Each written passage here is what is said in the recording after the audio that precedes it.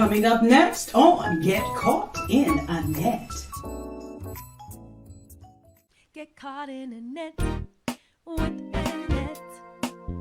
For your mind, body, and soul. Get caught in a net with Annette. It's your intellectual radio show. Here to inspire you and encourage you to be your very best. Get caught in a net with Annette. Get caught in a net with Annette. You are now tuned in to Mind, Body, and Soul with Annette, where your hosts, Annette Harris, analyze intriguing life questions and concerns, such as, do Christians suffer from mental illness? Have you wondered why they act abnormal? Or you may ask, what is really going on in their minds? Do you need Annette? Well, keep listening for a biblical understanding of the psychology of the mind. Hey guys, welcome. I'm so excited. Welcome to another segment of Mind, Body, and Soul with Annette. I'm your girl, your host, Annette Harris. I am also your certified positive mental health ambassador and author of that bestseller, Surviving a Silenced Heartbeat, award-winning author, might I add. I'm so excited. Don't readjust your screens. I know you're used to seeing me on Wednesday afternoons at 12 noon, but I decided we needed to do a special day, same time, to highlight a wonderful group of individuals. Now we all know that, of course, March is Women's History Month. And so I have been highlighting individuals in my What's Her Story series, women of God, professionals, authors, individuals who are out there making her story count. And so today I wanted to hear from a group of millennials. You know, we kind of talk around them sometimes, but we need to hear what's on their minds. And so I asked you, if you would not mind, come on in, tag individuals, share, like and share. Throw up the thumbs up, the care button, the heart button, if you would not mind, for me to let everyone know that we are doing a special segment on today, and I don't want you to miss it. Now, I understand it's a Saturday, it's nice out here in the Midwest, and you may be out, but you can always join us and look at the recorded session. So we're going to get started. You know what? I jumped ahead of myself. God, we thank you for all things. We thank you for what you've done, what you're going to do, and how you're going to bless. We ask that you would get the glory. My God, in the name of Jesus, bless these young women as they come on today and anoint them. My God, give to them what you and have them to be able to give to us, oh God. In Jesus' name we pray. The opening scripture is the first part of Hosea 4:6, and it states, my people are destroyed for lack of knowledge. Because thou hast rejected knowledge, I will also reject thee. And again, we are grateful to be here on this afternoon. Let me go ahead and bring them in. I see you guys joining in, and I really, really do appreciate it. Make sure, again, you tag individuals in. Let me bring them in one by one. Oops, I forgot to tell them that I'm going to have them introduce themselves, but they'll be okay. How about we start? I see looks. Y'all can't see what I see. All right, I'm going to bring on first. Briana, how are you? I'm good. How are you? I'm good. Let me bring them on in. I see Kimberly Grant. She's waiting and ready. How are you? I'm good. How are you? Wonderful. And then we have Stephanie. Standberry is here with us. How are you doing? Hello, I'm well. I'm good. Good. And then I have one niece, Monique Smith. How are you? Hello. Thank you for having me. Oh, thank you for coming and joining us on today. I left this young lady for last because she was the catalyst for helping me to get everyone together. My other niece here, Latoya Nabors-Ford. How are you? I am well. Thanks for having me. Thanks for joining. Listen, I don't know why she acting all quiet and stuff. That she is not quiet. Trust me. She is not. But I know this is a different platform, so it's okay. I'm going to make you guys feel as comfortable as possible on today. But I want you to do for me, I want each of you to take time out and introduce yourself to those that are listening now live and that will come and listen to the recorded version. Just tell us a little bit about yourself personally, who you are. Who is Briana? Let's start there. Hi. So I'm Briana. Born and raised here in Illinois. I am, I guess, a little bit of everything: entrepreneur, certified HR personnel, corporate America, sort of go with the flow kind of girl, but also trying to find my way in this whirlwind we call life. um, I do a little bit of everything right now. I currently invest in mobile homes, so that's what I'm really sticking to. But I've literally sold anything you can think of, from life insurance to funnel cakes to shoes. So literally, I'm always talking to people, interacting with people on the go, trying to get some money, trying to elevate, trying to just build a better life for me and my family and my friends. And randomly, they invite me to do things like this. Okay. All right. All right. Well, welcome. Thank you for consenting to join us, should I say. I appreciate that. And thanks for introducing yourself. Come on, Kimberly. Who are you? Miss Grant? Mrs. Grant? Is it Mrs. or Miss? It's Miss. All right. Come on, be in prayer for me, though. All right. Maybe I'm speaking it into existence. Come on, daughter. Come on. My name is Kimberly Grant. I'm from Philadelphia. I'm so happy to be here. I'm happy to see so many familiar. So I have an engineering degree from Penn State University. Good stuff. So that is my passion at heart. I'm outgoing. I do things outside of academics, such as jewelry. I love selling jewelry. I love spending time with my family, and I'm just motivated. I'm ready. I'm at a place of not having all the answers, but so encouraged to keep moving and keep pushing and see what the Lord has for me next. So beautiful. Okay, I'm trying to tag my other niece in here because she's a Penn State grad as well. So I want to see if she can come on in here and support you while you're on today. Monique, I'm talking about Adele. She's Penn State grad. All right, come on, Stephanie, introduce yourself. Hello. Hello, everyone. My name is Stephanie. I am a believer, mom of 3 beautiful daughters. I have been in the insurance industry for about 6 years now. Done anything from just being agent versus agency owner. Like I said, being a mom keeps me busy. And I'm just entrepreneur spirited. I've always been into entrepreneurship.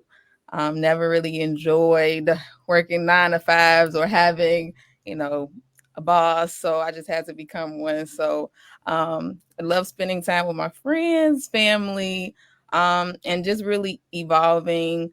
At first, a lot of people get into the insurance industry due to just being money driven. So I have transferred from being money driven to passion driven. So I'm just, growing and evolving in that. So I'm excited to be here with you, lovely ladies. So looking forward to this conversation.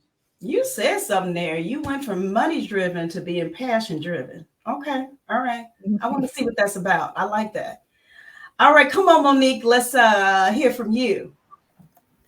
Hello. My name is Monique Smith, and I am a mother of 2. I have a daughter and a son. I am also an federal HR professional. And I have my bachelor's in human resource management as well as my SHRM certification. Mm-hmm. So I love all things people. I don't mind working a 9 to 5. I like the stability in it and just the opportunities that it affords me in my private life, which leads into some of my hobbies. I love to travel. I like to be adventurous and do a lot of dangerous activities, as some people may think. I've gone skydiving before and all kind of fun things. I grew up somewhat of a tomboy. I have 4 siblings, 1 sister and 3 brothers, and my sister didn't come until I was 8. So in my childhood, I grew up very tough and I guess a little wild-like. I wasn't as girly and dainty, but I grew into that as I became a woman. But yeah, I'm here to share my history of who I am, and I'm excited to be here with all of the other beautiful ladies and our wonderful hosts. Thank you for having me. You're welcome. You're welcome. That's my niece by marriage, but that doesn't mean anything. She's still my niece. Okay, Latoya, come on, wrap us up. Talk to us. Who are you, Mrs. Ford? There's so much pressure being last. It should be easy, but hey y'all. I'm Latoya Nabors-Ford. I'm a wife to my wonderful husband Dante, and a boy mom to my loving cutie pies, Donovan and Landon. They've kind of been my world for the last couple years. Being a toddler wrangler is what I specialize in right now. Trying to keep my 7-month-old from getting trampled on. So that's been an experience. And also I have an associate's degree from Worsham College of Mortuary Science. And as some of you may know, my family owns a funeral home, Neighbors Family Funeral Home. So I'm a funeral assistant. And I'm also a licensed insurance agent for the state of Illinois and Pennsylvania. So I have a lot going on. And I'm a Navy vet. I did 8 years in the Navy. Proudly served the country and had some awesome experiences. I think right now, if I had to sum up my life, I'm kind of just coasting through, trying to get a feel for this quote unquote soft girl era. I think I've accomplished a lot of things and done a lot of things in these short 34 years of my life. So I'm just looking forward to the new normal and whatever that is. I'm just excited for the future. And I appreciate the opportunity to be here today. Wonderful. Well, we're going to jump in because there are a lot of things that we kind of want to talk about on today. I do appreciate each of you for coming in. I see some relatives hopping on. So that's my cousin. Love you, Kimberly. Thank you for coming in, Andrew. We appreciate you. And I see my good girlfriend, Michelle. Happy Saturday. Glad to tune in. Thank you for joining us on today. And she's tagging individuals as well. There are more. Is that Monique that came in? Hey, Monique. Oh, guys, you got to get her book. Lord have mercy. Nowhere to Call Home is the name of it. And the name should grab you. But anyway, thanks for coming in. We appreciate you. When you guys, again, come in, go ahead and make sure you click that share button. What I always tell you, it costs you nothing to click it. It costs you nothing. But what you're doing, you're helping us to get this out, reminding individuals that we are on. They can watch us live. They can always come back and watch it after the session is over. And then I'm just so excited about this because it's wonderful to see our young women, millennials, doing their thing, if I could just say it like that. Some of them may be in transition, maybe from one position to another or what have you, but they all have their head on straight. I can tell you that for sure. What I read their resumes. I've been interacting with them. Many of them I have just met on today, but I trusted Latoya's suggestions. I love her just that much. I trusted her, and you were the ladies that she selected. And I said, okay, all right, I hear you. She said, oh, this one and that one and whatever. And so I said, okay, let's bring them on. Bring them on. I want to hear from them. I want to interact with them. We want to talk with them today about what's her story. And sometimes, now I'm older. I don't mind telling my age. I'll be 57 this year. Okay. So I'm not a millennial. I see you shaking to Kimberly. Yeah, baby, I'll be 57. But in terms of what I look at and what you look at, it's going to be different. You know, our mentality about things are going to be, we're in a different generation, right? And that's okay. Sometimes I think that after my generation, we don't really sit down and take time to listen. I'm talking about us older ones, okay? And so I always want to afford that opportunity to be able to, you know, allow you to have that voice. I see you guys on YouTube. Also, I see you, Diana Jackson. Thanks for coming in. So yeah, I look forward to hearing from them. So let me stop talking. Sometimes I talk too much. Anyway, we have here the fact I wanted to focus on you, what your concerns are as a millennial woman. I researched and I saw an article that talked about the 10 worst millennial stereotypes. I kind of want to start there. All right. And it's interesting. Again, we have our own mentality about the millennials. Oh, they're this and they're that. I love me some millennials. I'm going to tell you, I learned a lot from you all. I really do. And sometimes I don't think you get your proper credit, if you will. But these 10 worst millennial stereotypes, let me read these out, and I want to get your reactions to them. They have millennials only take selfies and don't do anything good for society. I see you laughing, Briana. So there's two parts to that. Say they only take selfies. They don't do anything good for society. Then they say millennials are shallow narcissists. Mm-hmm. They also say that they're lazy, that they're the worst generation yet. I totally don't agree with any of this. I can't say this next word. They had this in the article. My goodness. How about I say this? They said they glory in the hookup culture. Y'all know what I'm talking about, right? Okay. All right. It's the first word I couldn't say. Anyway, they say they're materialistic and cynical. They are bulk contributors to texting while driving. I see grown folks doing that too. Lack of settling down. Buying houses or cars is going to be the downfall of the economy. Again, 10 worst millennial stereotypes. The internet and technology is a detriment to their generation and to society. And number 10, they don't know how to date. I see looks all over the place. Do y'all agree with any of those stereotypes? Anybody? The last one. The last one? The last one. Okay. Don't know. That's it. The last one. Briana? The last one. Okay. How many married I got on here? I'm married. I've been married. Okay. All right. So, all right. That's interesting. Don't know how to date. We might text and drive too. We might do that. Text and drive? Okay. We might do that. But you know what? Y'all done taught some of us older ones how to text, so we can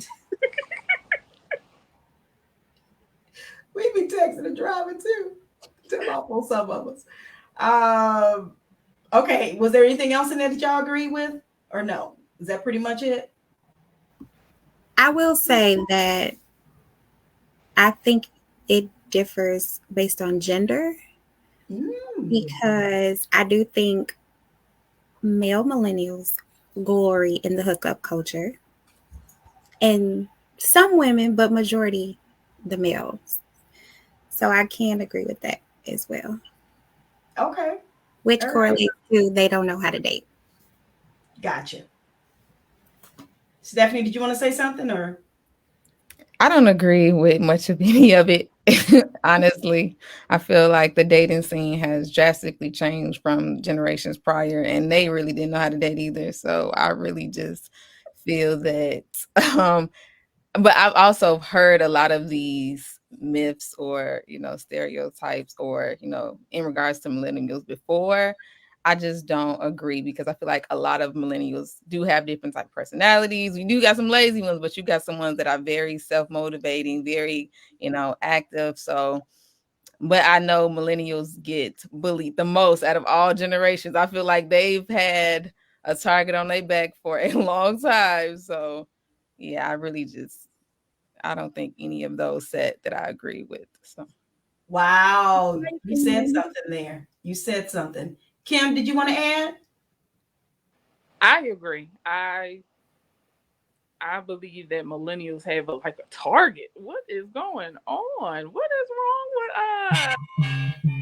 us? Such a target on millennials. We are not that bad. I do believe some things definitely are true, but we are not that bad. Give us a chance. Everybody is not what, and it's so unfair because some of the people making comments are people who created monsters that are making the millennials look bad. Oh, we. Not all of us. So, yeah. Oh, we. Okay. Come on, Toya, your thoughts? I think for the dating piece, I really didn't date my husband, and we had a very different setup on how we even got to the whole engagement thing. But I will say, I was turned off to dating because I think the biggest issue with people and millennials is that they don't want to take accountability for the people that they raised. Like Kimberly said, they created these monsters. So if there is like an issue with people dating, well, what examples of relationships have they seen? And a lot of that plays a role in how people date, how they view marriage, how they view having children and all of that. So I think it's a both and. A lot of these older generations don't want to take accountability. And I think millennials are just loud about that. Like, we know we have issues, but this is where the issue is coming from. And we're open for the conversation, but the older generations don't like that accountability piece. So yeah, I agree with that because dating is rough. Dating is rough. It is.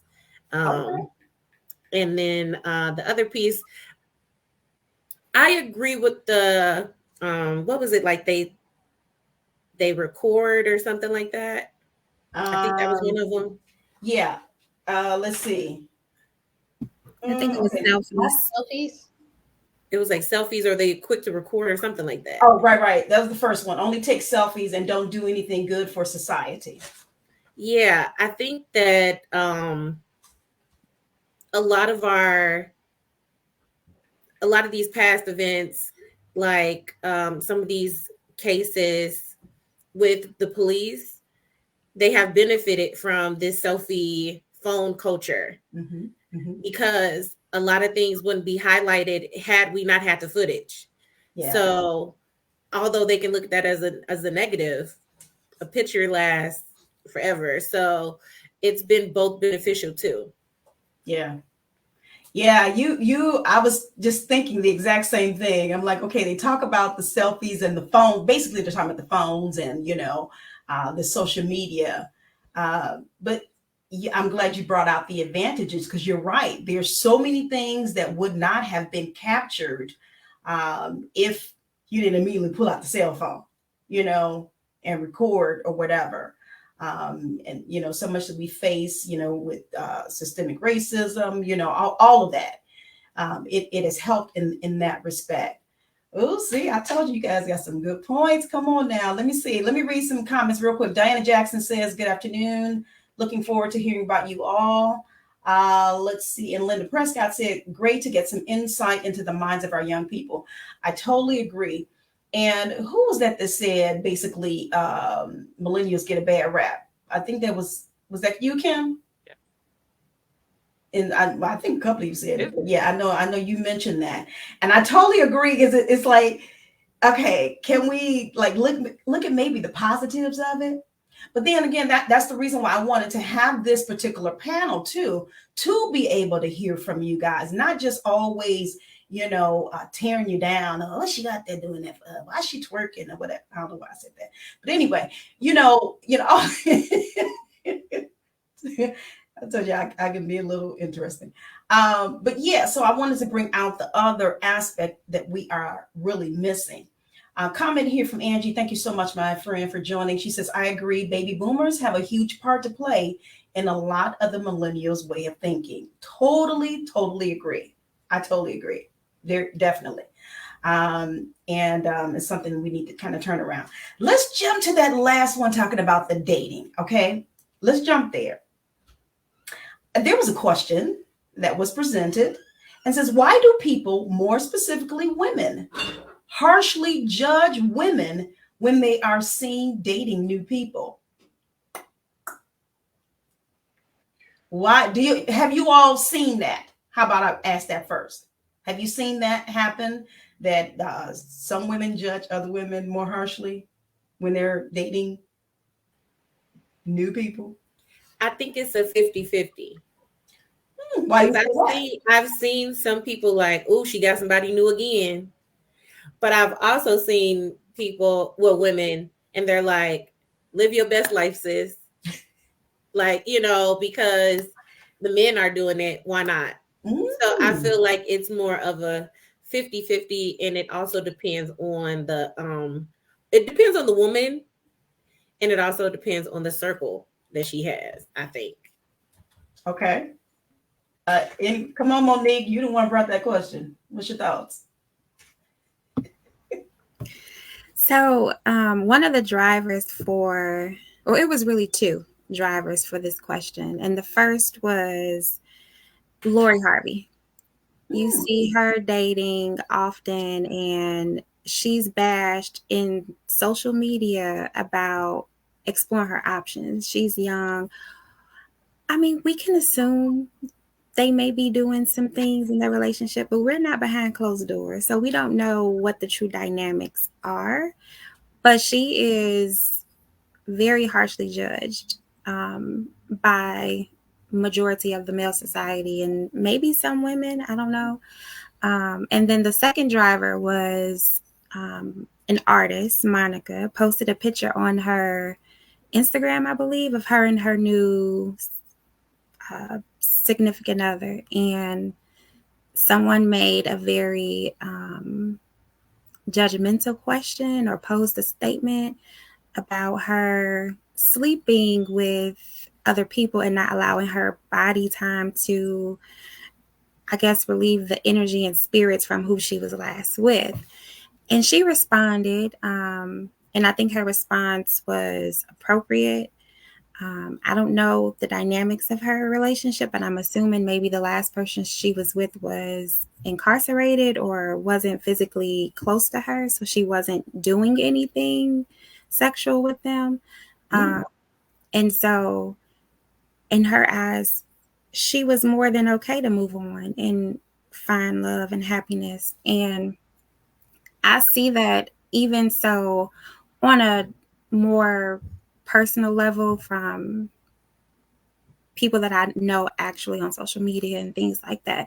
And it does come across as like a joke most times, but I think a lot of people really, really feel a way when women are putting themselves out there and trying to find love. And I just don't understand why other people feel so passionate about how another person chooses to live their life if they're not causing harm on you or anyone else in general. Yeah. But they're going through whatever the steps are to do that. And it is a risk. Dating is a risk, but that's a risk that individual has to be comfortable with. And I don't know why it's always a topic or a thing. And I get you should heal, but how do you determine if a person is healed or not? Because we all grieve differently. And so even though a woman may have been in a relationship for 2 years with someone, you don't know when she mentally checked out and when she was already ready to leave, but she didn't for whatever the reason. So if she chooses to, by happenstance, meet someone, God maybe place someone in her life a month or 2 months later, and things progress, and it ends up being a beautiful relationship, why would that be a problem for some people? I just don't get it. So that was the reason for the question and my ideology behind it. Okay. I got some answers, but I want y'all to talk. Who wants to tag on to that? I'll tag on. Okay. So I've always felt that, just in general, people are always more harsher, in my opinion, on women than they are men. So men are more glorified and gratified to have, I've messed with, it's like a notch in the belt. Oh, I've messed with and talked to, 50 women. Who cares? They're like, oh, man, But when it comes to women, especially, I would say now, more or less in this generation, because if we talk generation, the dating, the age in which you're supposed to be, married. Me growing up, I had 2 sets of my grandparents. They both were married 50 plus years. They've been married since, their early, late teens, early 20s. So they're looking at others in this generation like, what are you doing? Especially me, I'm 35, and they looking like, so when are you ready to, let's settle down here, what's going on? And when we're talking about dating and having, not settling, and it's not really, to me, it's frowned upon to want those standards or want not settle for, just getting, no, we're not settling for just anything. Because we're worth more than that. I'm not saying that previous generations, don't misquote me. There's so many successful marriages in my family. And I'm not saying it, but I feel like a lot of pressure is put on women than the pressure of that of a man, because it's generation. I'm holding my tongue. Okay. Come on, Stephanie. You look like you want to say something. I just made that up, but come on, just say something. I honestly feel that if there is a woman that is judging another woman on her dating life, that woman has self-hate. I honestly feel that if, like, exactly Lori Harvey, you have women who mostly are already in a relationship or married, and they looking at her like, you go girl, you figure out what you want, you don't settle, you make them sign them NDAs, like you put your business in in place, you make sure you good regardless of how many men you're with. Because I feel like because of her upbringing, she has a different mindset than the average woman who is in the dating scene, who is just, just not as, that doesn't have that celebrity status. So I feel like that's one thing when you see the shade room comments and it's women that's going in on other women, is really giving pick me. I wish that was happening to me, but instead of me knowing how to articulate that and congratulate the next woman, I'm going to spew out hate. I'm going to spew out jealousy. So that's just, I just look at those women, just keep it moving. And it just gives off self-hate to me. So, and yes, there is a double standard with the men dating versus women dating.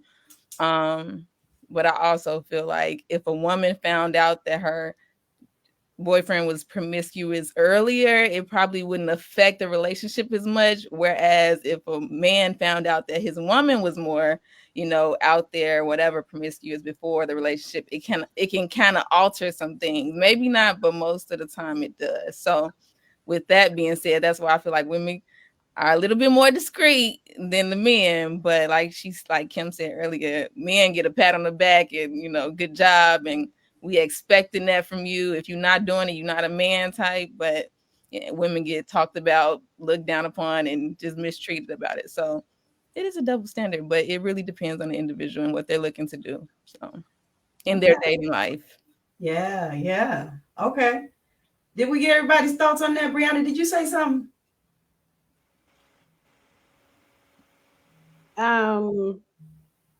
Yeah, I agree with stuff. Like, go to therapy. You, no woman who wants to settle for a man that is just unsatisfactory. Like, if you know your worth and you know that you're top notch, why would you settle for anything that's not top notch? And so, girls who are judging in general, they need to work that out with a therapist, with the Lord, with somebody. And they should probably stop doing that, focus on themselves, do inner work, do the real work, to also figure out why, like what's causing that, because there's a why behind you feeling that sort of type of way, whether it's shame, whether it's trauma, whether it's you're just unaware of what you're capable of. It's a why. Figure that out and then go live your best life. Love it. All of you ladies said something very important. Stephanie, I loved how you said that they are probably giving out hate. There's that jealousy factor. And honestly, I totally agree with you on that, because I don't know if it was Monique when she started talking about it. My thing was, why in the world are you so concerned about what that other person is doing? That's just my thinking. You don't have to worry about, you ain't got to pay no bills there. You're not living in that house. You don't have to pay when she go out on the date with him. That has nothing to do with you. But we live in such a society now where, okay, I'm gonna throw my thoughts in here. Who said go to therapy? Briana? I am always advocating for that. I'm like, oh yeah, you need to get some things off your chest. Don't bring it. I think so many people hide behind their keyboards, their phones. You're making your comments. You're gonna throw it out there, whatever. Slap Lori Harvey upside her face with it or whatever, or somebody else. When again, it has nothing to do with you. So I think there needs to be some internal dealings, healing that needs to occur. All right. Okay. We had that question. One more question about the dating. Monique presented this. How do women navigate dating in the Black community? How do they, or how should they navigate in the Black community? I get more on here that are single now. I don't know if you're dating anybody or not, but I want to hear from you. What do you think about the dating in the Black community? How do women, or how should they navigate? Because I heard it's kind of rough. I think dating in the Black community, in particularly, honestly, in general, because I would use the same mindset whether I was dating in the Black community or not dating in the Black community. Assess the person and make a determination early. Are you compatible? Are you aligned? Do you want the same things? Do you even like them? Do you like them as a person? Things like that. And then keep it moving. Like, particularly within the Black community, don't trauma bond. Like, oh, this happened to me, that happened to me, we must be soulmates. That's not true. Like, just, understand what happened to each other, you guys can maybe be friends. But just because you have similar paths doesn't mean that or similar traumas or similar histories, you both didn't maybe have a particular parent. That doesn't mean that you guys are meant to be together. So you have to assess people and look at who they are, not their potential. Look at who they are currently and ask yourself, can you truly live with that person if they never changed? And if the answer is no, then I wouldn't suggest to continue the relationship or situationship or whatever it is y'all doing. Okay. Kim looked like she want to say something. Yeah, for me, navigating through that takes a lot of prayer. I don't have time to prayer for sure. Friendship for me is big. If I can't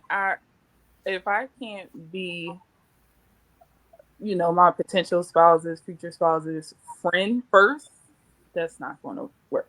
I mean, to me, in my opinion, because it's so much pressure, especially when you get older in age, it's so much pressure from, different avenues.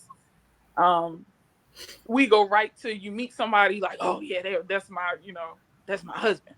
Ooh, look at him. He just as crazy as you have to take time getting to know somebody, knowing what, you have and what you all bring to the table. But that friendship part, but the bottom line for me is prayer. The Lord is going to lead me which way, and open those doors and build those bonds of who I need to build bonds with, and He will. Because I often, if I would meet someone, I would pray, Lord, if it's not, supposed to be, if I'm not supposed to have any type of relationship, cause something to happen, odd or crazy, that I can see clear that this person is not for me. And I'm telling you, that prayer stuff will happen. You're like, what is going? And you don't understand, but that was the prayer, and that's what would happen, and I will move forward. So prayer for me, yes, and friendship is important. Love it. I love it.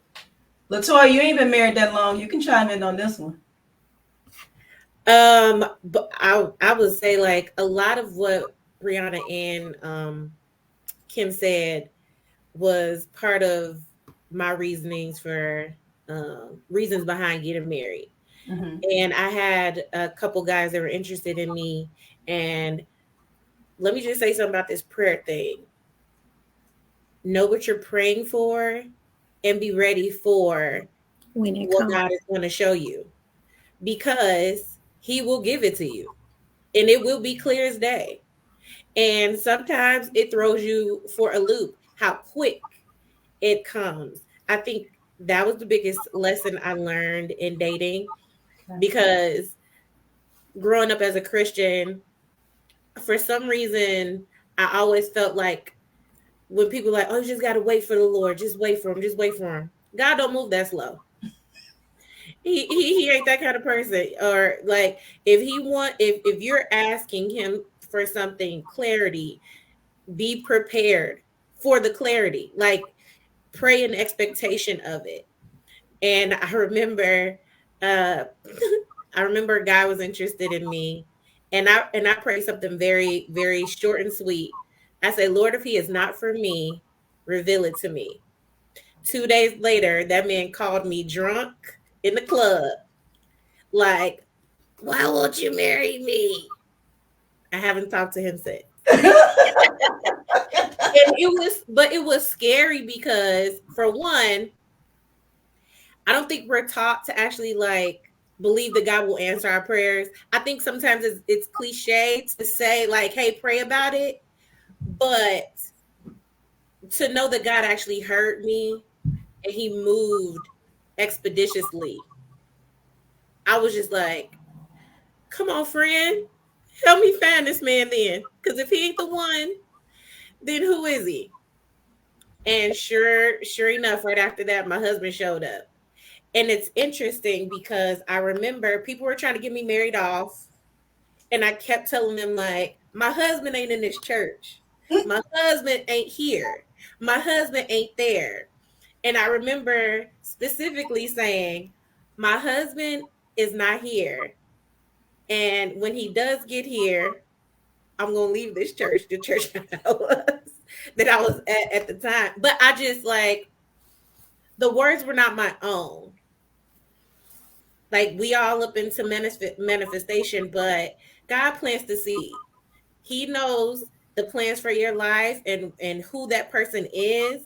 And for me personally, I got rid of every checklist I ever had because in reality, I dated every man that I wanted. That was my choice. And I found out my choice wasn't that good. My picking skills wasn't that good. So I also had to come to reality with that and say, Lord, you know exactly what I need. You know who this person is, and you know me. Because as much as we can look at the other person, there are some things about us that can cause issues in relationships that we don't want to bring up either. It's not always about the other individual. Mm-hmm. So you actually got to find somebody who, as much as you have to accept them, they can accept you and the changes that come with you. Me and my husband will be married 3 years in May. I am not the same woman I was when he met me. Mm-hmm. I am not. And then we had kids, 2 of them right after. I am not the same person. And he is not the same man. So, those are the changes that I wasn't expecting. But I'm learning to figure out mm-hmm. and get through and work through. But I think that was it, like losing the unrealistic expectations, the fairy tale stories. You are not your parents' story or relationship. And no matter the pressures that people give you, this is your life. This is your choice. And if marriage is the goal, because it's not for everyone, but if it is the goal, that is one of the most major decisions you'll make. It affects every part of your life, every part of your life. And because you're now making decisions with someone, even the small things, like it affects everything. So you can't just be so casual with it, and you're worth that time. So in the Black community, women get dogged for wanting just fair treatment. Because Black women are taught to accept and take on everything. We're mothers to everyone, every race, every gender. And a lot of times we get lost in the shuffle. And the last place you want to be lost is in a relationship. Ooh. So if that is something that you are pursuing or thinking about, ask the Lord, but be prepared for what he shows you and believe it. You ain't crazy. Mm-hmm. Believe it. And it doesn't take long. Me and my husband met in September of 2020. We were married May 2021. And he was the easiest yes I ever experienced. And it was weird and it was shocking. Because I was like, am I desperate? Lord, what's happening? But I meant it. But it flowed so naturally. Mm-hmm. And I've had other men interested in me, even to the point of wanting to propose. And that no was right here before they could finish what they had to say. When you said, if they looked like they was going to answer, you was going to say no. Huh? I was ready. But here, Dante Ford from Philly, Latoya Monique Nabors, you are my wife. And I'm like, okay, I'll marry you. And it was that quick and it was that simple. And I have been asking the Lord since that day just to continue to confirm my yes. And left the rest to the wind, because I mean, life is lifing and things are happening, but we're also still learning each other. So I mean, yeah, it's a lot. But ladies, if I can encourage you in anything, don't back down. You're worth the wait. You're worth all of it. All the cliche sayings they have out there. And if that man ain't intentional with you, intentionally leave him. And have healthy boundaries. Like, stand on your boundaries. That part. Oh, come on, Brie. Always. riding for me, girl. I love it. I love it. Thank you, Sorry, that was a long Millennial, answer. for those comments. Briana, you start talking about boundaries. Oh my goodness. Explain.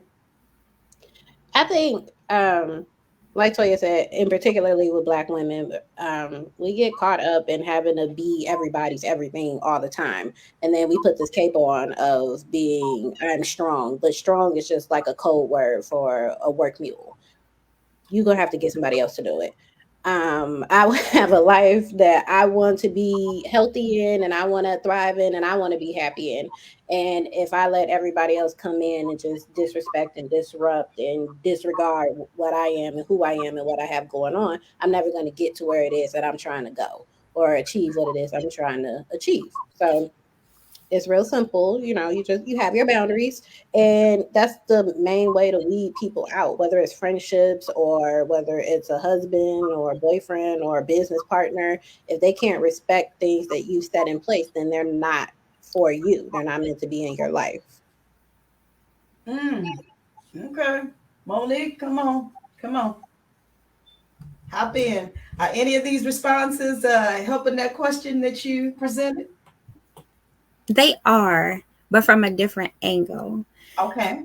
Because when I was thinking of this question, it was mainly about the Black community and the stark difference between men wanting to settle down and women wanting to settle down. And so as a Black woman who would prefer to have a Black male when there aren't as many Black men that are interested in marriage, how do you navigate that?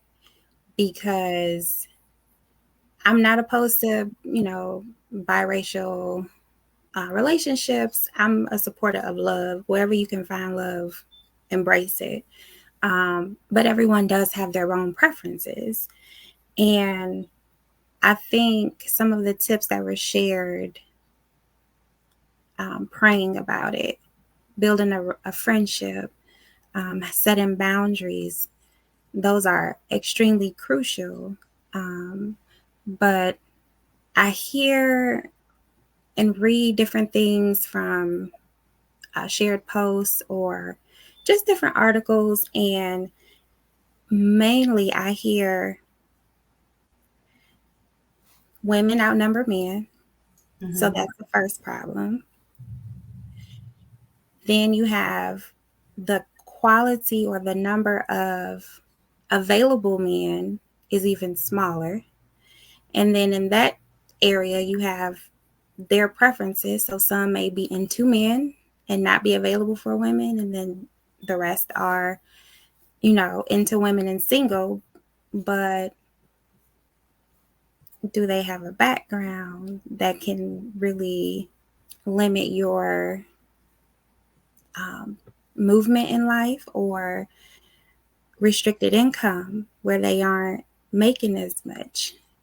Do they have the same values as you, as terms of, I want to set a goal to buy a home and maybe work towards owning my own business, whatever the goals are that I hear many women accomplishing on their own. Mm-hmm. It's hard for them to find someone that's close to their equal or equivalent, because I have 3 business entrepreneurs on the call. And I mean, I hear a lot of time women are making moves and getting their education and acquiring jobs that afford a very comfortable lifestyle and setting up a path for generational wealth and things like that. And not to say that men in the Black community aren't doing it, but I hear it far more for the women than I do for the males. And so do you step back and pipe your standards down, or do you stay fast and keep going through the jungle? And hit by poison ivy trees and sticks and tripping over logs and all kind of dangerous situations. But that was the main reason why I posed that question, because I think it is different within the Black community, because in other communities, they're getting married on a far more faster track than Black couples. You have some Black men that don't even want to be in relationships, let alone work towards a marriage. They're comfortable with, as Briana said, the situationship titles. And it's not all. I know it's not all, but it is enough to where you have women in the Black community voicing their experiences nationwide. Mm-hmm. And so, yeah, you do got to pick better, but when your pickings are so slim, how do you navigate that? Wow. So that was really the reason behind it. You know, and as you're talking, I'm thinking, you know, you mentioned about simply that you're open to interracial relationships. Do you think, and I'm just throwing this in here, do you think that some are probably open to it because of what you just said? There's slim pickings, if you will. You don't have, you know, those of you that want to, that desire to be in, you know, your own race, you know, in a relationship with your own race. Is it because there's slim pickings that maybe you kind of open up because you're like, okay, there's not much to choose from around here, so maybe I can, you know. Do you think that that is a reason behind that, having that open mindset, or is that just how you are? I think it could be 50-50, but for me personally, it was because the lack of available Black males. It's like, well, maybe I need to broaden my horizons. Okay. And I've never dated anyone out of my race. I'm not in the same rooms to meet people outside of my race. But I know some people are adamantly against it. Like, no, you need to maintain the Black family because we're dying off. And I support that. I mean, it's nothing like, to me personally, like a strong Black couple. Black love is just, to me, beautiful. But again, I'm a supporter of all love, but Okay. yeah. Okay. I hear you. I just want to throw that in there.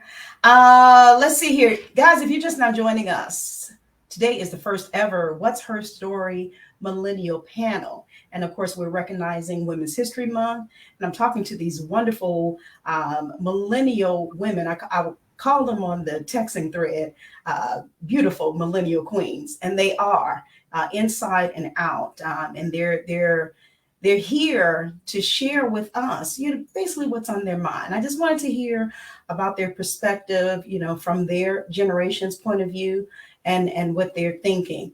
And those of you that are just now joining us, you may have to rewind for the entire segment, but I'm glad that you are here. Let's see, Denise has joined us and she says, marriage is not easy.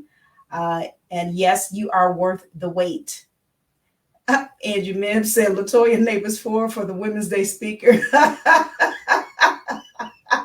Yes, Angie, that's right.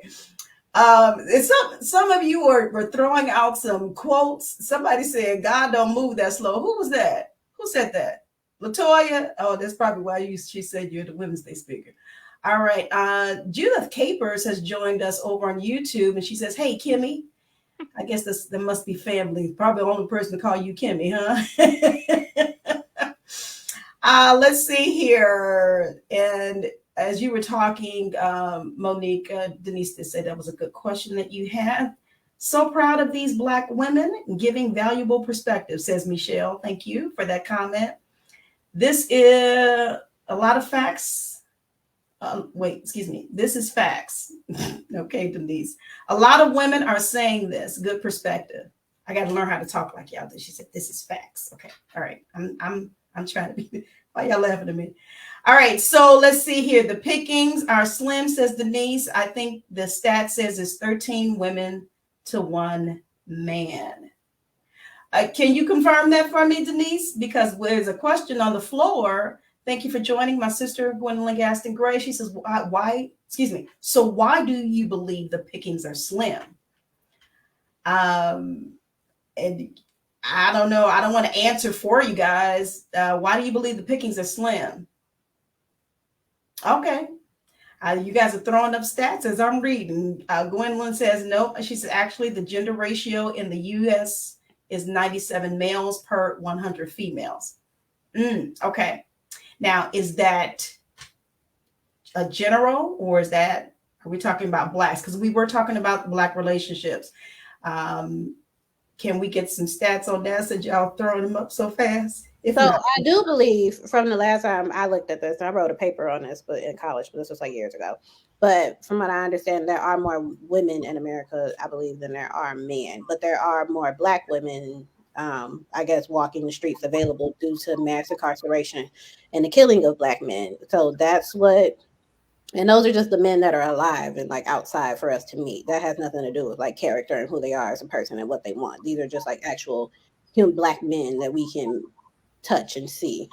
Like that's why there's such a difference in like the actual literal difference between how many Black women are available versus how many Black men are available. That's where it starts. And then of those Black men that are available, you have to deal with, like Monique said, maybe they might be gay, maybe they might have their preferences, maybe they don't even want to get married, and then that just narrows the pot more and more. But it's already not a lot of them. Yeah. Okay. I get that. And I totally understand. Gwen did say that her stats were for all races.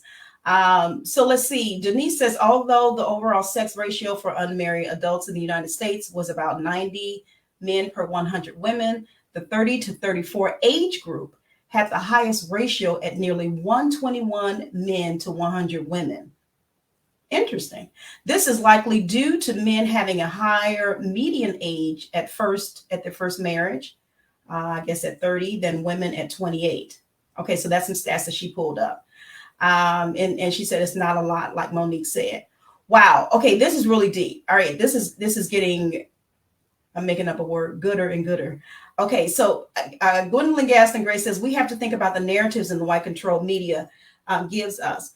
All right, so yeah, I get that, and I agree with her. I agree with all of you, actually. I don't know if it kind of makes me a little going back and forth, but I haven't been in the dating field for 27 years, 28 years almost. So I have no idea what's out there. Okay, so I get it. You coming from your perspective and you're seeing, what's there, what you're up against, basically. And that I believe that's why you presented the question. You come from your own personal. There's not that much out here, and I feel for you guys. I really do. Gwendolyn Gaston Gray, you guys, I'm laughing at her because she's throwing up some comments, about me and my childhood. She called me a Chester. Do you all know what a Chester is? They're too young, Gwendolyn Gaston Gray. They don't know what that means. We'll just leave it at that. Anywho, I had a lot of male suitors. Y'all know what that means? Okay. Brianna, why you get that look, Brianna? Goodness, she said, oh. Well, I was just looking for like some sort of explanation because I literally had no clue what a Chester was. All right. Yeah, that's exactly what it means. And they're laughing on here. I see you, Denise. And my sister said player. Okay, yeah. That's kind of going too far. I don't know if I was playing. But anyway. Carolyn, thanks for coming in. She says, I would like to hear their perspective on dating through social media as opposed. Oh, that's a good one. I asked you all to throw in your comments and your questions. So do y'all see that on the screen? I would like to hear your perspective on dating through social media as opposed to face-to-face dating. Stephanie. So I actually am married. I've been married for 14 years. I got married at 19 years old. So me and my husband, even though we're at a weird space, being married so young for so long, we're at a evolution space where it's like deciding if we're going to stay together or not. So being married that long, I wanted to say about the dating first. I do believe it's your beliefs and your perspectives. Okay. Because if you, whatever you focus on expands. So if you feel like the dating pool got pee in it and it's not that many suitors, that's what you're really going to continue to attract and see. So if you do have a different perspective or belief to say, I know my person is out there, I'm going to have these boundaries and standards set in place. So when God has that man find me, then we can move forward. So I do believe it's a mindset that is kind of attached to it. And you don't want to like come into the dating situation feeling like you already are defeated before you even start or before you even make a connection or, you know, anything of that sort. So that's just my opinion on that. However, I am a millennial, but I am a little old school. So social media, I know a lot of people have met through online dating, just chatting, meeting through these different apps.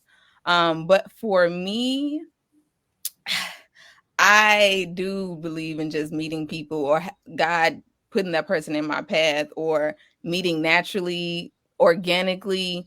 Because I do feel, and this is just has been my experience, I do feel that women get so impatient that they feel like the app or the internet is going to let me basically order my man the way I want to. I can go on this app, I can swipe left, I can swipe right, and it basically puts you in this hunting type of mindset when really you're supposed to be the hunted. They, you know, they come, the men, this is just my old fashioned beliefs of relationship now.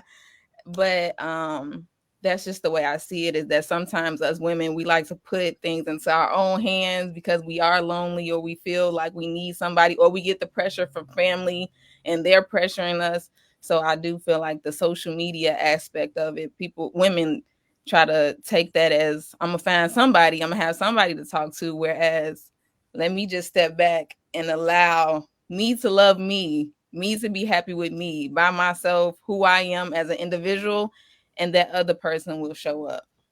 So Wow. Okay. I like that. Who want to jump in? I'll jump in. Okay. So first, uh, I wanted to address when we discussed the pickings and how it seems like it's like nobody available. Looking at this generation, I feel like it's been such a generation of independence, right? Oh, independence women, you can do everything on your own, you can do everything. At some point we have to take down off of someone not being unsuccessful on the ability to be independent and able to do things on your own. But if you are looking to have a partner, how is the partner supposed to interject into what you're doing when you have everything taken care of? Listen, when I lift the hood, and now let me give backstory. I am the only girl. I had two brothers.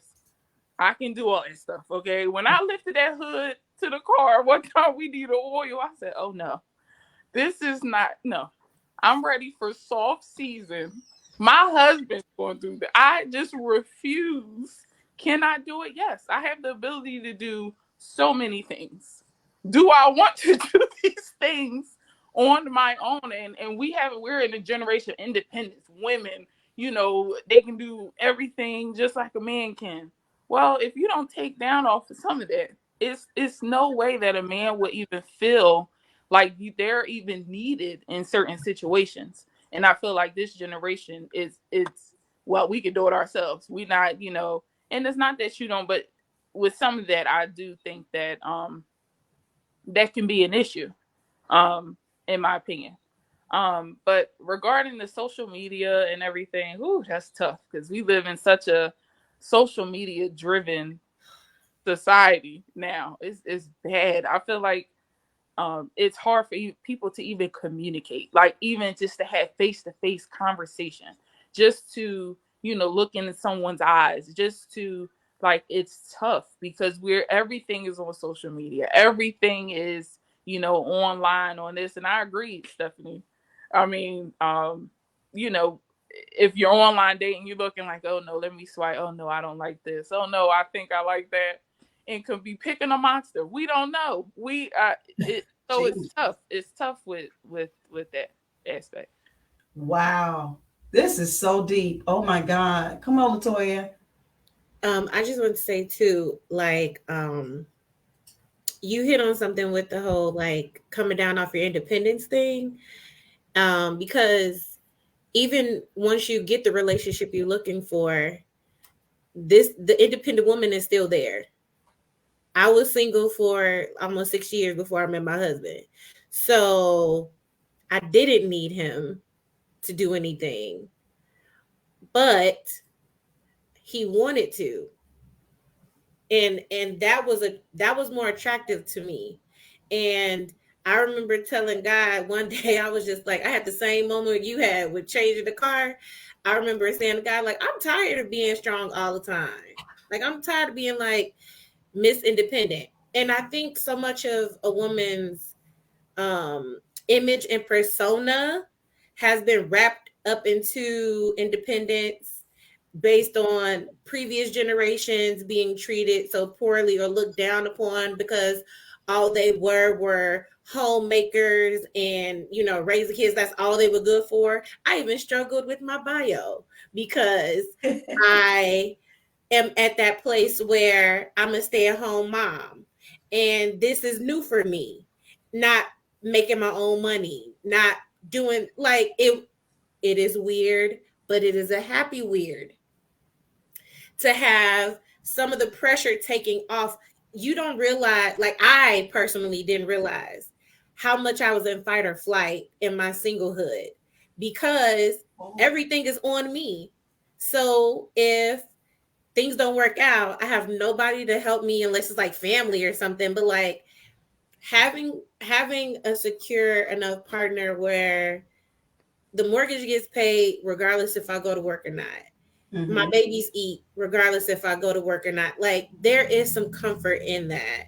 Even when I'm having an emotional day. And that has been happening more because my hormones, Lord Jesus. But having him be a stable force for me, even when it comes down to me, I'm not always a confrontational person, but that man is going to go to war for me.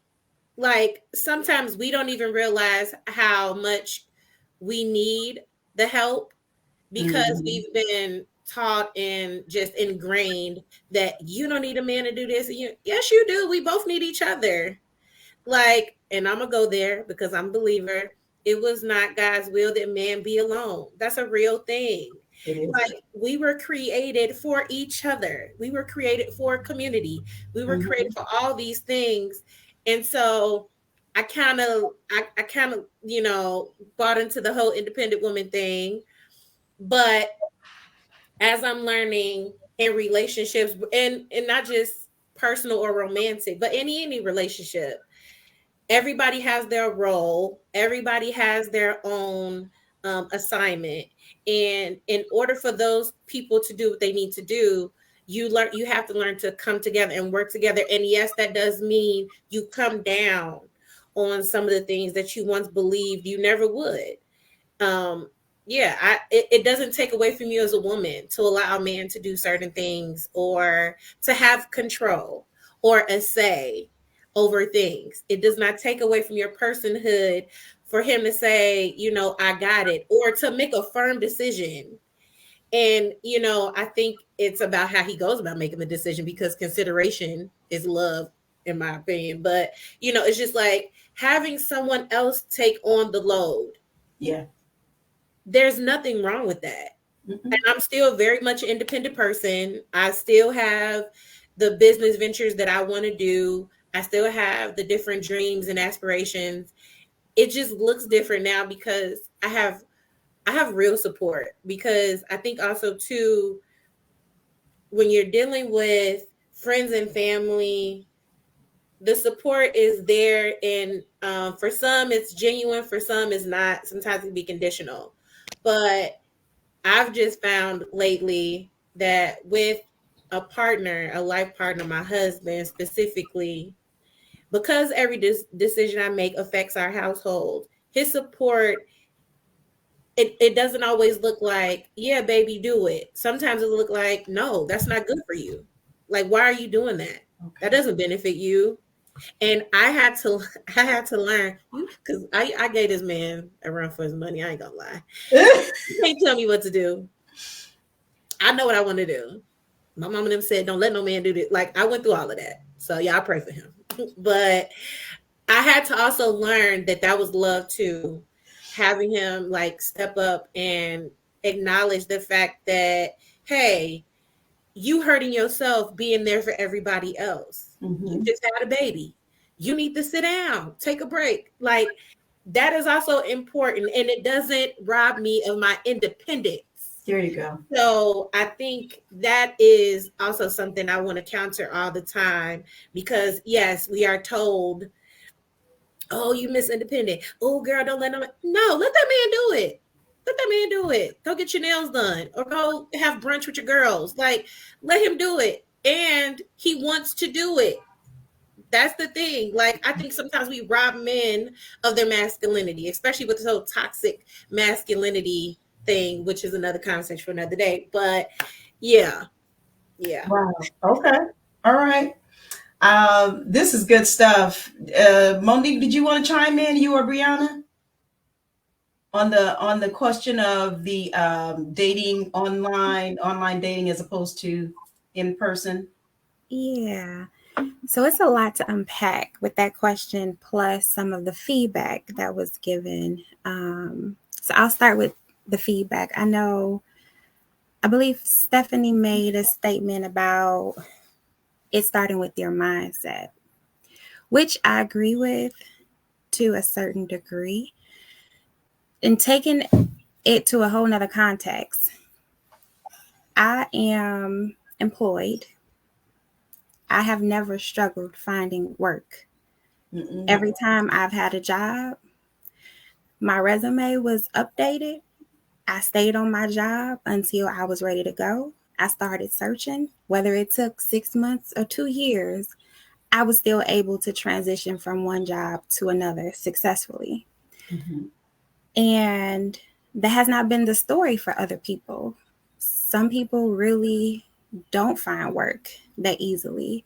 And I have been blessed to never have been laid off in the past, so I don't know what that looks like, but that's also not the story for other people. And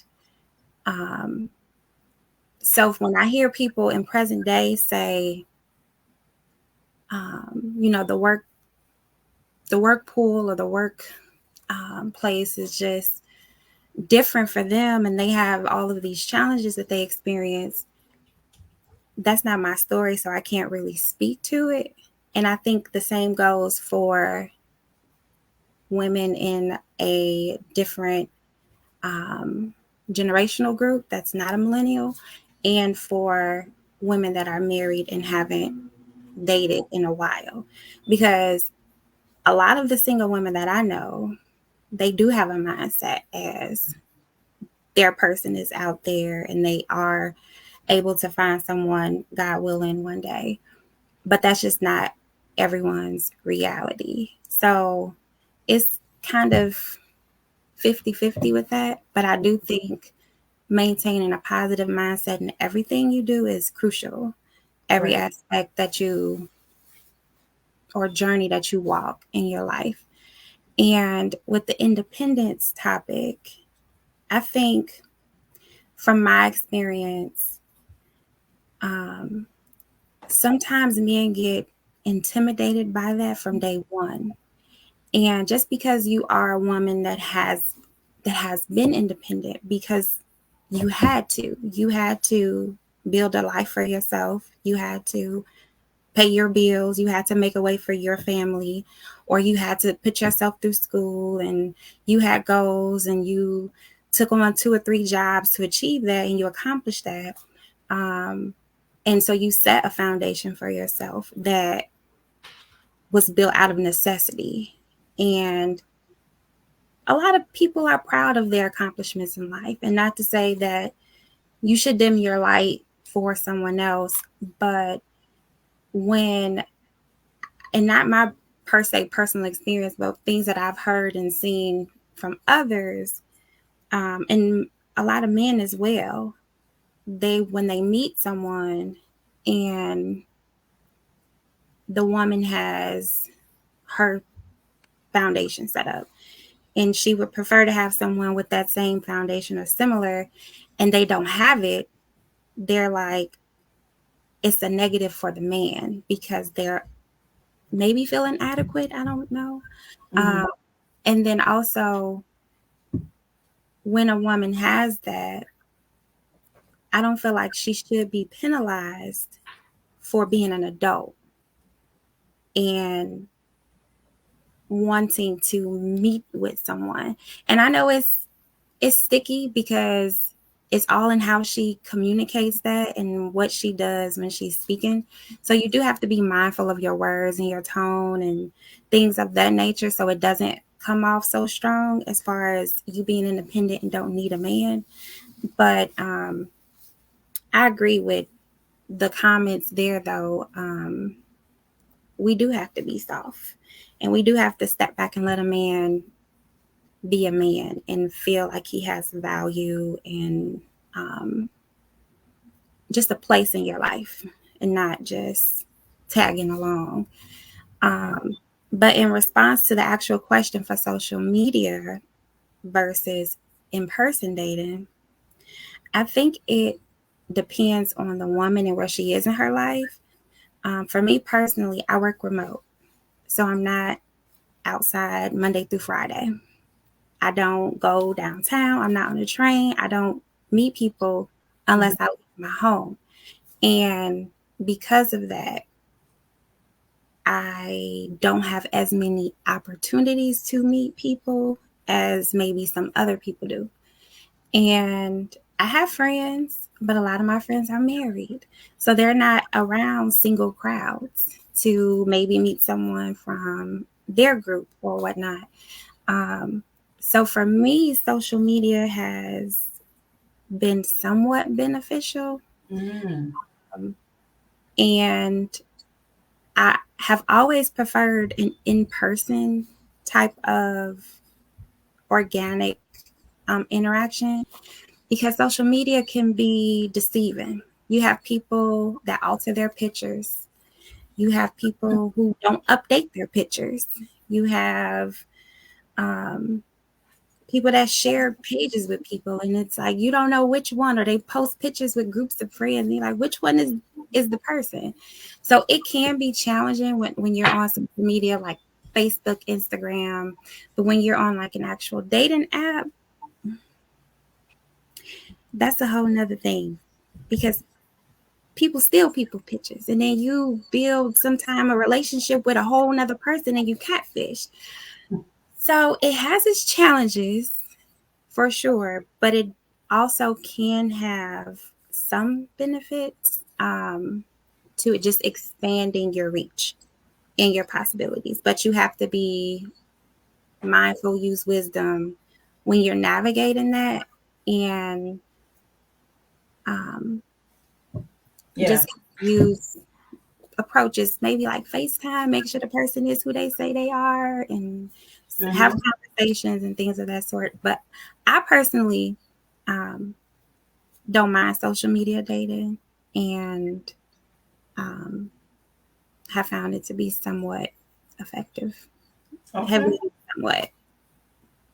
Yeah, sounds like you're in the catch-22 there, you know. To be honest, though, it's you have the same risk, though. Of course, it's a little bit heavier on the social media dating, but you can meet someone in person, not wearing a wedding ring, got a whole family at home, or a whole nother family in another state, or he likes men on the low, or he has a girlfriend already and he won't verbalize that. And some people are really good at hiding their lives. And so You just got to use wisdom and pray about everything. That's just. Got it. Yeah, I totally agree. Go back to what Kim was saying about praying. And I know I flashed this comment earlier. Maturity and knowing yourself is key. That I can also help as well. Thanks for that comment, Gwen. Come on, Briana, can you answer that question? What are your thoughts on the online dating as opposed to in person, face to face? I don't think there's much difference. Like, you still have to use the same discernment that you use, whether you could meet somebody in person, they could be a serial killer. You can meet somebody on the internet, they could be a serial killer. Like, you have to still use your same discernment. You have to still be asked the same questions. You have to still get to know the person, make an assessment. It's not like how you meet them is not really what matters to me. Like, I could meet you on an airplane, it doesn't matter. Or I can meet you on Facebook. It doesn't matter. We still have to go through the same process to see if we're both trying to get to the same place, or for me to figure out who you are. Like, that process doesn't change regardless of where I meet you at. So for me, it doesn't matter. Okay. All right.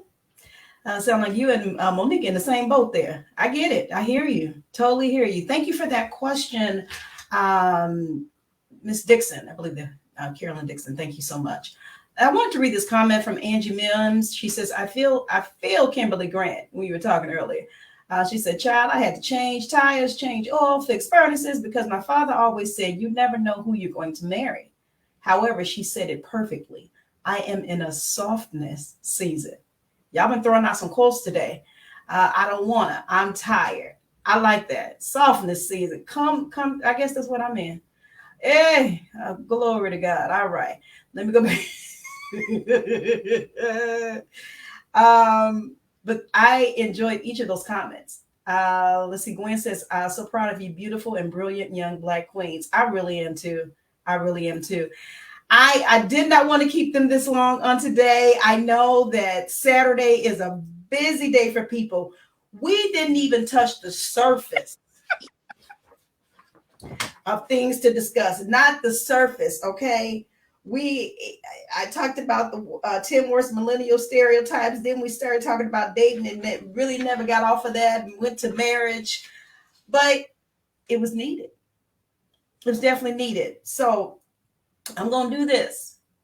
I'm going to put y'all on the spot and ask y'all if we can have another session at some point. We need to try and get our schedules together. Like, another one? Yeah, girl, because we want to hear from y'all, okay? So we're going to try and see if we can arrange to get them on another time. We can have another, I know, of course, won't be during Women's History Month, but that doesn't matter. They still have something to say. They have something to say that we need to hear. Those of you who are not millennials, those of you who are millennials, they said a lot of things on today that we can kind of take in. So as I am wrapping up on today, because I want to be true to my word, I want to, Denise, you laughing because we said we didn't get to a quarter of what I can't even give wasn't even a fraction. Okay, Leslie say, I agree, Leslie. Bring them back for more chatting. I agree. So I think I saw some yes up there. I think they said yes. I'll talk to them afterwards. I have taken each of you as my niece. Okay, so y'all my nieces now, all right? It's not just Latoya and Monique. Y'all, Stephanie, Kimberly, Briana, y'all my nieces as well. And I am so godly proud of each of you. I really and truly am. Your answers were just on point, spot on. As we're wrapping up today, I want to hear from each of you. Maybe you just want to wrap up with, something to encourage those that are listening. Maybe you want to wrap up something you said earlier or touch on something before we leave. Let's start with Stephanie. Well, since this is March and Women's History Month, I just want ladies to know that you're worthy. Like, that's what I'm reading a book right now called Worthy. And for me, it's really taking a look at your identity and who God has created you to be, and just really believing that. So I feel like even when it comes to so many different aspects in life as women, just knowing that core belief and knowing that you're worthy, that you're worth it. That's really what I want more of women to know and believe. So just know that you're worthy. And I'm just so grateful to be here with you ladies. It has been spectacular talking to you guys. And I'm looking forward to the next one. So All right. All right. Well, thank you. I started off with the right one. Thank you. That was good. Thank you so much, Stephanie. Come on, Briana.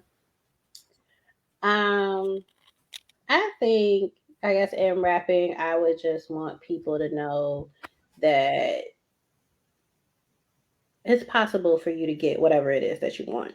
The self-limiting belief of, am I worthy, or can I get it, or is it possible? Like, most of the time for most people, the biggest obstacle in your way is yourself.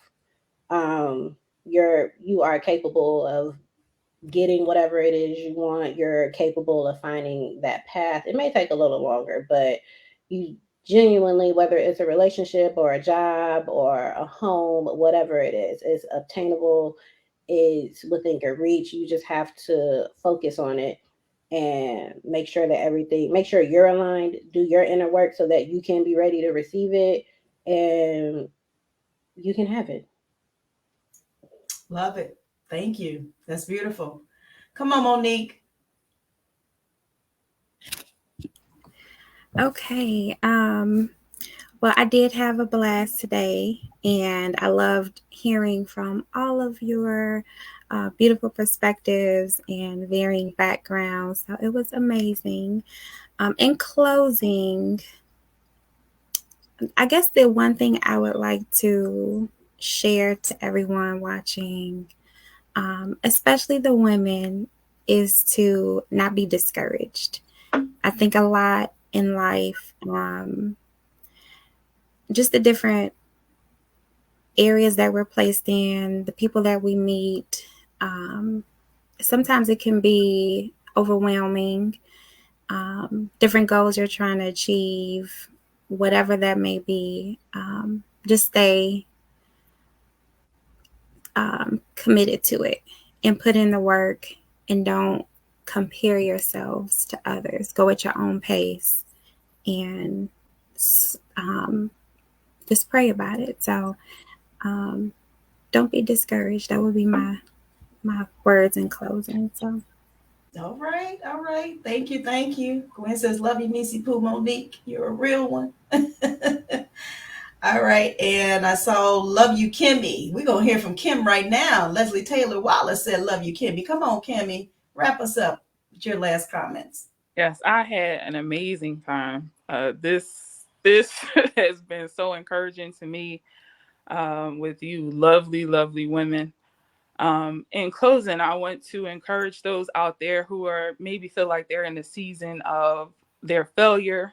They're in the season of not being sure of, what the next step is. You're in between, you're betwixt.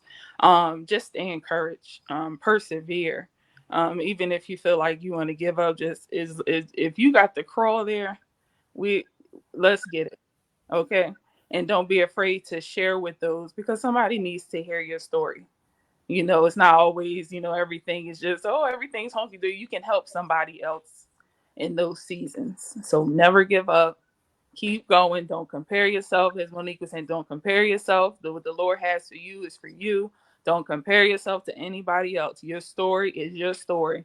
And as we celebrating her story and all these amazing her stories that we've heard today, it's been so amazing. And I'm so grateful and blessed to have shared this with you all today. Stay encouraged. All right. All right. Thank you. Latoya, I know you said it's kind of pressure being the last, but come on, wrap us up. No, I fell right into it now. I'm good now, but I definitely appreciate the invitation. I appreciate you for trusting me with the panel, and I thank all the women that participated and said yes to my most random request. And I would just say in closing, grace. Remember, in all of the persevering, all the encouragement, and all of that, show yourself some grace. Even if you fail, there's a lesson to be learned. and a testimony to be shared from that moment. And I know we talk about a lot about self-care, but just being intentional about taking care of yourself. You can't pour from an empty cup. So in all of your doing and going and learning, remember to have grace with yourself, love yourself, and be there for yourself first before you be there for others. Carolyn Dixon says this was awesome. Carolyn, I thank you for joining us. Judith said, amen. Oh, ladies, I know I got to let you go. I don't want to let you go, but this has been tremendous. It was all that I thought it would be and more, which is why we're going to have to come back for another session. You did wonderful. You did wonderful. I know some of them may have been nervous coming on, and this was, as Latoya said, a weird request to ask of them, but I do appreciate each of you for taking time out today. I appreciate you for the correspondence that we had back and forth prior to the show, and coming in and gracing us with your presence on today. I want to encourage each of you. You guys have been encouraging to me. I want to encourage each of you to continue on in what God has you doing and what he's going to show you what to do. Continue. I heard prayer throughout us talking on today. Make sure you pray. Make sure you place God first. He's revealing himself to you. And, there are higher heights and deeper depths in him that he wants to take you to. So you all be encouraged as you're encouraging others. Nadine Fields, thank you for coming in. She says, great show. I totally agree. I had that one comment that was from Gwendolyn Gaston Gray. I read it already. I flashed it a few times, but I will also say that I'm proud of each of you. I'm proud of you. Just continue on. You moms, you wives, you businesswomen, you entrepreneurs, you single ladies. Yeah, I'm a single. Oh, no, I'm not going to do that. But thank you. Saturdays are not easy, but thank you for coming in today. So I know you're going to go get yourselves together, do whatever you're going to do. Be safe. Thank you again. Thank you to all of you that are on Facebook, YouTube, Instagram. Again, remember, this segment will be uploaded to Intellectual Radio's YouTube as well. But I want to just thank you. Oh, I'm sorry, I didn't recognize the names on Instagram, but thank y'all for coming on. I appreciate y'all. Thank you for not letting me talk to myself every week when I come on. We're going to continue on with our HERstory series. What's HERstory series? On next Wednesday, we will feature another business professional, Dr. Marquita Parker will be in the house.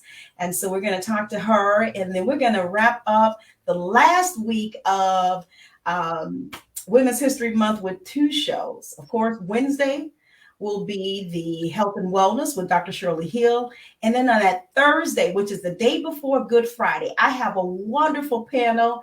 I don't know what I've been doing with these panels this month, but God is blessing. And we're going to highlight a 50+ friendship sisterhood amongst, I believe it's about 8 or 9 women. And they have been friends and sisters, if you will, for, like I said, over 50 years. So we're going to talk to them and ask what's their story. So I don't want you guys to miss it. I'm going to play the promo for next week as we're exiting out on today. Again, thank you all so much. Leslie says bye. Great job, ladies. I already mentioned about Nadine Fields and all of you taking your time out on today. Annette appreciates you. All right.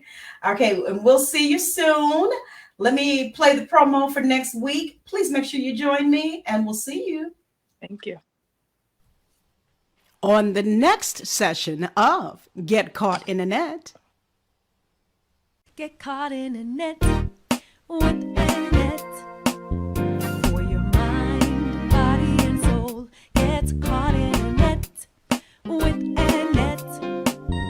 It's your intellectual radio show. Here to inspire you and encourage you to be your very best. Get caught in a net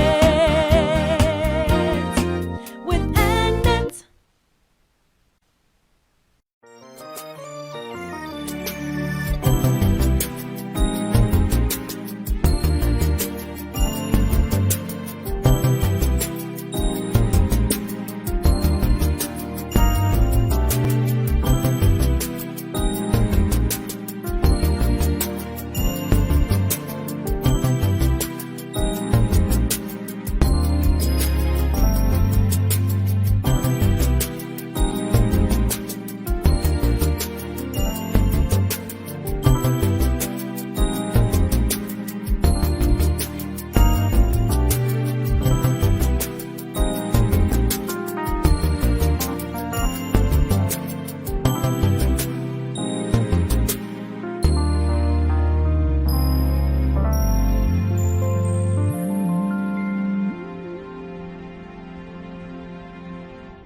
get caught in a net with